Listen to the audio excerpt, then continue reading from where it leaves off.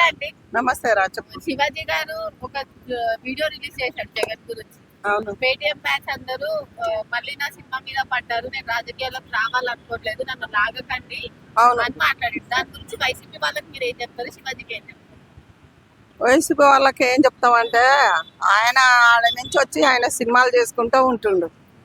మళ్ళీ జగన్ గారు వాళ్ళ గ్యాంగ్ ఉంటారు కదా, వాళ్ళు ఏందో సినిమా గురించి మెసేజ్లు పెట్టి పోస్టులు పెడుతుండ్రట. ఆయన అదే అంటాడు, నాదేందో నేను చేసుకుంటానా, నేను రాజకీయాలకు రావట్లే, నేను ఎవరికి భయపడను అని అడుగుతుండు. కానీ వాళ్ళు అట్ట మెసేజ్లు పెట్టి ఆయనకి ఇవ్వటం అది కరెక్ట్ కాదు కదా. ఆయన వస్తాడు, సినిమాలు చేసుకుంటాడు, ఉంటాడు. ఇప్పుడు ఏ పార్టీలకు కూడా ఆయన వెళ్ళటలేగా, తెలుగుదేశానికి వెళ్ళటలే, కాంగ్రెస్కి వెళ్ళటలే. మరి ఆయనకు మెసేజ్లు పెట్టి వాళ్ళ గ్యాంగ్ ఉన్నారు కదా, మెసేజ్లు పెట్టి ఆయనకు కౌంటర్ ఇచ్చేది ఏంది? ఆయన సినిమా నడవనీయకుంటే ఇక అట్లనే ఆగిపోతాయా? అందరు సినిమాలు అట్లనే ఆపేస్తారా? ఆయన ఏదో సినిమాలు తీసుకుంటాడు, తీసుకున్నంత చేపట్ల నీది ఆపేస్తాం అది ఇది అని ఆయన చాలా మాటలతోటి వాళ్ళు మెసేజ్లు పెట్టిండ్రంట ఆయన సినిమా దాని కింద. మాట్లాడే హక్కు నాకు ఉంది, నేను అవు మళ్ళీ మాట్లాడతాడు, ఆయన ఆదేశంలో ముట్టినోడే కదా, మాట్లాడతాడు. అప్పుడు కూడా మాట్లాడతా, ఇప్పుడు కూడా మాట్లాడతా.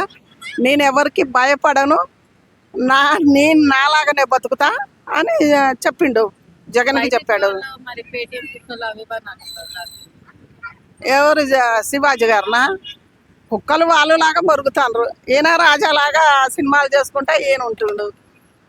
కుక్కలు ఎవరైనరో వాళ్ళందరికీ ప్రజలకు తెలియదా? కుక్కలు ఎవరైనరు?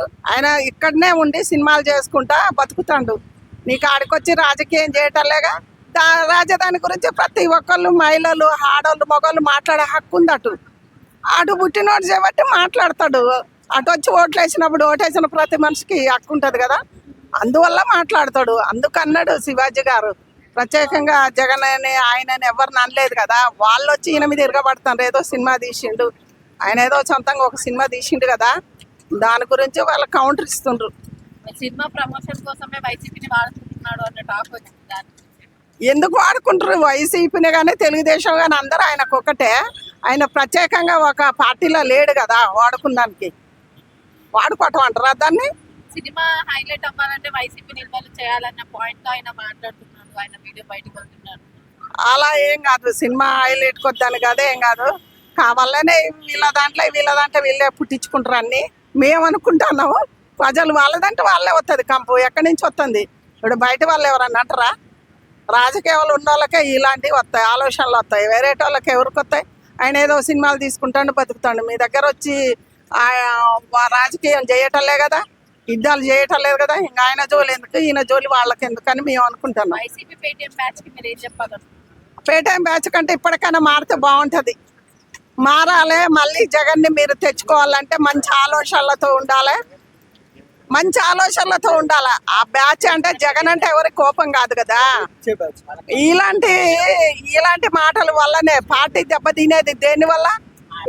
దాని వల్లనే దెబ్బతింటది పార్టీ. ఇప్పటికైనా మారి మంచి ఆలోచనలతోటి ఆయన ముందుకు నడుపుకుంటూ పోమని చెప్పు.